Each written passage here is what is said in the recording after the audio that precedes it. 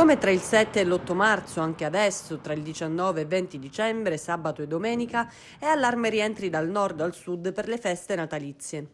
Il primo a lanciarlo è stato il presidente della regione Lombardia, Attilio Fontana, che ha ribadito: il 19 e il 20 dicembre, ovvero l'ultimo weekend in cui si può partire prima delle festività natalizie, rischiamo di rivivere quello che successe nella notte fra il 7 e l'8 marzo. Il rischio è proprio questo e, perché oggi possiamo prevederlo, dovremmo cercare di attrezzarci affinché ci sia particolare attenzione nelle stazioni, negli aeroporti e da tutti i luoghi da cui la gente potrebbe partire.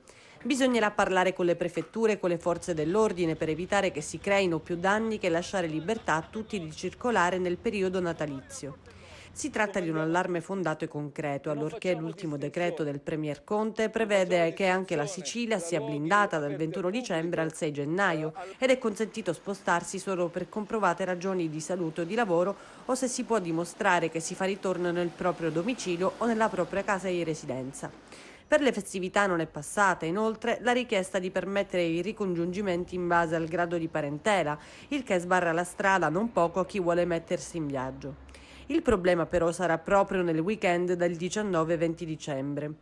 A marzo migliaia di persone si riversarono nelle stazioni di notte, c'è chi decise di affrontare il viaggio anche in auto per tornare al sud.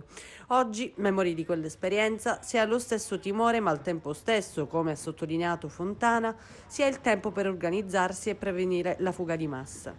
Adesso occorrerà capire come. Se i governatori delle regioni del sud adotteranno specifiche ordinanze. Nel frattempo il Ministero dell'Interno, proprio in occasione di quel fine settimana tra 19 e 20, sta predisponendo controlli rafforzati nelle arterie principali, ma essendo consentito spostarsi, difficilmente, se non ci saranno misure specifiche, potrà essere scongiurato un esodo di massa prima che entri in vigore lo stop agli spostamenti.